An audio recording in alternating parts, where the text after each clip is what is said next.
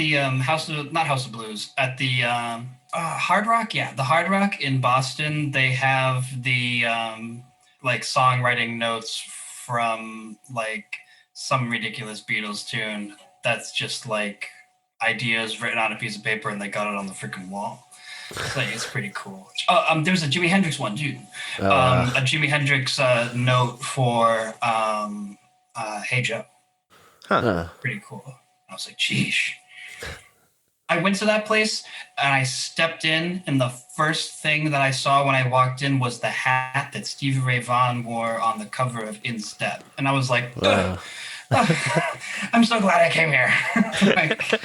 Because I saw the hat, the last album he put out before he died. It's like, really sucks, but it's like such a wonderful thing to be able to see. I didn't know they had that in Boston. Yeah, they have a Hard Rock. No, I mean like the hat. I didn't realize that was in Boston. That's cool. No, it's totally there. I was going to say, like, last time I checked, there's a Hard Rock in Boston. Yeah. I went there 10 years ago. But Brian, did I ever tell you about the time that I found the Guthrie Center for the first time? Like the Alice's Restaurant Church? No. It was like that same Stevie Ray Vaughan hat feeling where like I went on a pilgrimage, which I've done several times since, just to do it. Like I want to go once a year, but I never go once a year. But I like basically went on this pilgrimage to find the church mentioned in Alice's Restaurant, which is the same place like where the movie was filmed, and the movie isn't nearly as popular as the song, but I love it nonetheless. And so I kind of had a vague sense of where it was, but I was like, all right, I don't want to use a GPS to find this. I want to I'm going to look on Google Maps to see like the vague area where it is. And then I'm going to leave my house and drive 3 hours there and just like kind of drive around until I see the steeple. And that's exactly what happened. It's like through the trees, I see this big towering white steeple, and I'm like, oh my God, I found it. And then I just like parked and got out and like ran around the church grounds. And it's not a very big property, but it's like, it's still got like the red VW bus parked out front, and like a big portrait of Woody Guthrie on the window by the front doors, and with like a quote from him, I think. And yeah, it was exactly that feeling, the Stevie Ray Vaughan hat feeling. Of like, oh my God, I'm like in the presence of greatness, and like there's legend in the air. And yeah, I've not felt something like that other than seeing that frickin' hand. Not that I can remember, at least. I don't know. They have a couple of really, really marvelous things at Hard Rock. Not that I can remember right this second, but would love to go back. Where is the Hard Rock in Boston? I have no idea. I think it's like Faneuil Hall area. Is it? Okay. It's at least on that side. It might be like in Faneuil Hall or something, but it's on like the water side of the city. It's in its own building, I think, but I forget. No idea. It's in some building. All I know is that they have a venue inside that I won't play at. Yeah.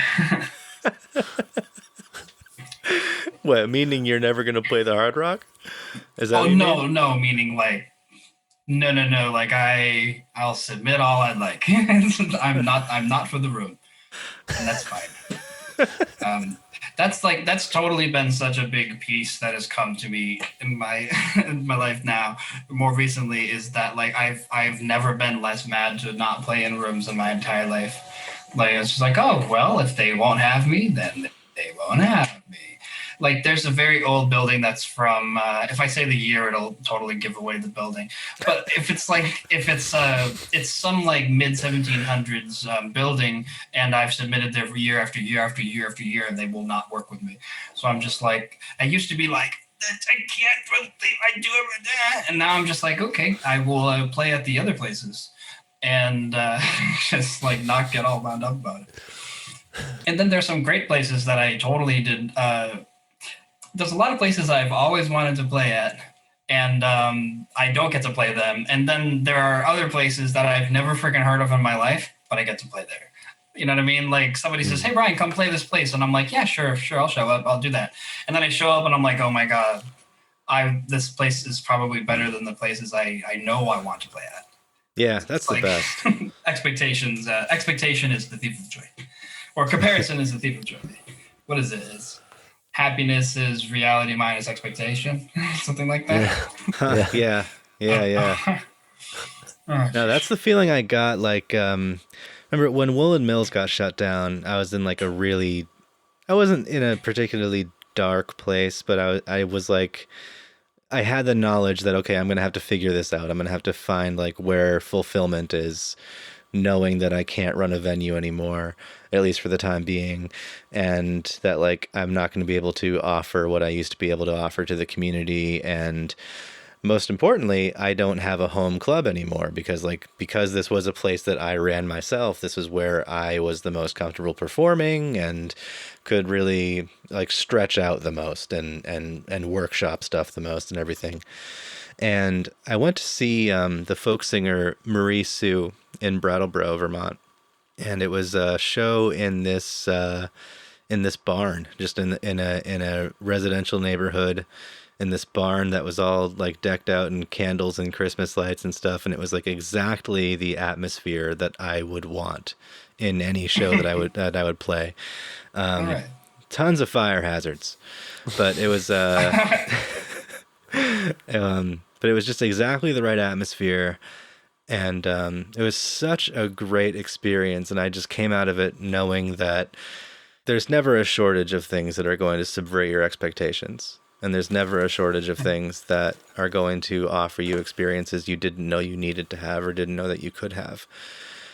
And I just came away from that having learned that the traditional tropes of like the DIY music space are not what you need to bring with you. What you need to bring with you is that spaces can be transformed and moments can be shared. Yeah. And to always be open to that experience and to always be open to what you might be called upon to do in order to cultivate those moments. And what you like, I showed up at this, I was the first one to show up for this show, and the owner of the house was legit like, can you build a fire in the backyard because people are going to start showing up soon and we still need time to set up the sound system? And I was like, yeah, I'll build the fire, why not? It's just like, okay, this is what it's about, you know. I needed to be retaught this lesson because this is where I am right now. I just got my venue shut down and I'm just going to participate in somebody else's cultivation of these moments. And they're happening everywhere you look, but you just need to be receptive to them. And you're not always going to be the one to steward them, but more often than not, you can find them where you're not necessarily looking for them. You just need to be open. Yeah, absolutely. It's nice to end up at a place and be like, oh, I'm needed here. Cool. Okay. Like, because you think you're only needed in the exact way that you wish to be needed. To you put yourself out there and say, hello, does anybody need me? Like, that's not quite it. And Yeah. then like you go out to some place and you're like, oh man, I'm needed this way. I'd like to explain, I'd like to tell a quick thing about being needed. I was at a house show because I used to run shows in Winchendon and they all kind of tanked and people weren't coming and that was the end of that. Yeah. And it was like rather innocent. People just weren't coming. It's no big deal. It's just what it is. And then I was at a show. Screw it, I'll tell them. Congress, the Congress House. They're like great This is kids. the mid 1700s ones? No, not that place. Okay. No, that was the other place. But no, the Congress House is just like some kids that live near Fitchburg State University. And I went to one of their shows and some kid got sick like on the stairs of the house. And like it was the middle of a band and no one was there. And there was just yak all over the place. And I like came up into it and was like, oh Jesus. And so without asking anybody, I just like went to work and just made it disappear. Nobody knew anything. And then like I didn't tell anybody, I didn't do anything. And then like the end of the night, they're like, Brian, how's things? And I was just like, oh, that's a cool, cool show, cool time. It was very loud, so I was like hanging upstairs. And they were like catching a song or two, but like not staying for whole sets because whatever, it's just too much for me. And then later somebody was just like, what do you mean you had like a good time? Like you were like, you had like your hands in someone's like vomit. I was just like, And then my friend was just like, what? You did what? And I was just like, I don't know. Some kid got sick all over the place. And I picked it up and they're just like, you don't have to do that. You don't live here. And I'm like, I don't know, man. Like I walked up to it and I was like, oh, I'm needed. Here I am. Because I've done that kind of shit before in my jobs. And it's like, I just was needed. And so I did not plan on going to this venue to be the janitor and to kind of like try to get good doobie points and make everybody like me. But it's not bad if it happens. Huh? No, but no, seriously, it was like kind of a relief to be like we all want to be like, I'm very useful. Who wants to see how useful I am? Check out what I can do. Yeah. But then it's nice to, as you know, to put it even simpler than the story I just told, you go to some place and you need to open a door for somebody and you're like, oh, cool, I could open this door from somebody. I'm useful and I do not even want to be. Well, and to recognize that you're often a part of somebody else's story and not just your own. Mm-hmm. You know, you're not just the protagonist in your own myth. And I think that's something that I needed to learn, especially at that time. I mean, you carry that out with you when you're like, oh, like, well, you can't run the shows anymore, and you will be very significant and useful to somebody in another capacity. And it's like you're being very useful running the shows, and I had a ball playing the show I played with you, and I was happy to see like I only ended up at one, and I was just like, wow, Joel always has these great people here, and that service is not gone when the venue doesn't operate anymore. Exactly. And like all of that energy is still there and it is not erased. Law of the universe. Like the matter, what matters cannot be erased.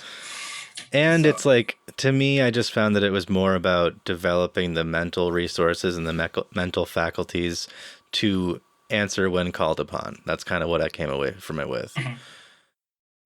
I mean, I've heard other people say that before, like the Michael character. Y'all know him? Yeah. Like the Michael character ran great shows in Quincy for a while, and then they just were done. And I was like, Jimmy, no, how could he's like, Brian, everything is in its own era, and everything is in its own time, and we could sit and weep over it, or be like, well, we did it for however many years they did it. And then they're not, and then we're playing somewhere else, and then another room gets to hear all the fun music we're doing. So it's kind of nice. You're sort of a constantly traveling, touring project. Yeah, I have to say I like that about it, like about that, just that philosophy, just that like acceptance. Because ultimately, you know, how many like warehouse or DIY spaces actually last more than a few years anyway? And then it's time to move on and maybe share the experience with somebody else, or share the experience in a different community.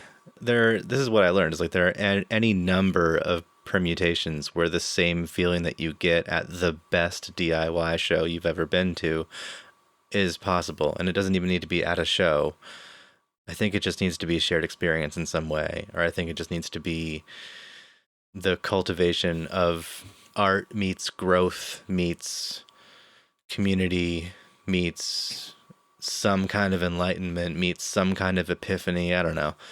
It's hard to quantify or qualify. It's just like, you know it when you feel it. So the best thing that you can do is prepare yourself and equip yourself to participate in it when it calls you to. Yeah.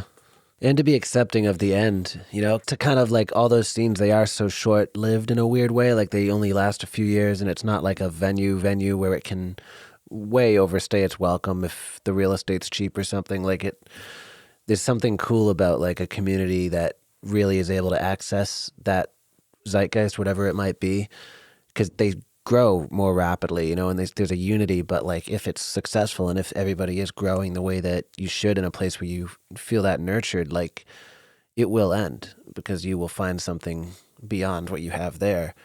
So there's a weird rhythm to it and kind of like an ecosystem that happens that I really like. And it's so bittersweet because like all the places that I've loved that have done that are gone. And it's like, I still think of them as fondly and I miss them as much as I did the day they ended. But it's also like, no, I'm glad. In a way, you know, we moved beyond that. Now there's a new thing going on. I mean, I think it's important to, I'm happy to even talk about it at all, but like having run a venue and having run a show, it's like so significant because when a venue closes, it's kind of like, oh man, that's done. But I met this friend there I played this show with this band that I really liked. I met this band here, this band there, blah blah blah. Joel, I'll tell you. Here's a heart to heart for you. Bare my soul to you. One of my friends died recently, and the only time he ever saw me play was when he came to the show at the Mill. Oh my God. So the only show I ever played for him, yeah, the only show I ever played for him was when he came to the Mill with me. So cool shit. Thanks, Joel. You know what I mean? Oh my God. He never wanted to come to any of my shows. He never wanted to come to one of my shows. He was one of the 6 people that you packed into the car with. Yeah. Yeah. And I was just really happy to play songs for him. And it was a good thing because I couldn't talk him into coming to some club or something like that because he drinks too much. And then I told him dude, you can't come drink at the show, but please come. And I'm sure he drank before and after, but I totally brought him and told him, I'm no, they don't have alcohol there. You can't have alcohol there. It's my friend Joel's place. You can't do it. So, that was a big deal. So these things have ripples because I was always for a minute, I was God damn it, he never saw me play. This sucks. I can't stand it.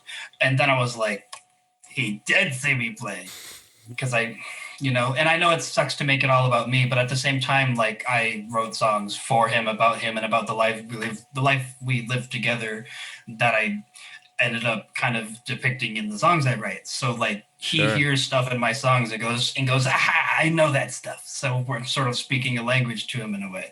Yeah. And I was writing the songs to communicate with people like him and to him very specifically at some points. So, hey, there's a story for you. Thank you for sharing that. So these places really, really, really, really matter, I think. So yeah, and absolutely. A venue can have one show. A place can have one show. and then it's very important, and we never forget it. I mean, I think I played one show at the Umbrella Gallery in Fitchburg in 2010, and then they closed down. I mean, they had way more shows than that, but I only got to play there once. And whatever, that's the end of that place. So I don't know. I tend to when you cultivate the practice of being very, very grateful about things, you can be a lot happier, more graceful. And I think Ram Dass said, when suffering is grace, you'll feel like you're cheating. Oh, that's good. That's what he said, which I thought was really, really great. Because you're suffering for something and you're let it happen because it'll inform me and it'll cut cracks in me so more light can shine into me. And then you're his words, not mine. And then he's when suffering feels like grace, you'll feel like you're cheating. Wow. That's a good line. It's really, really great.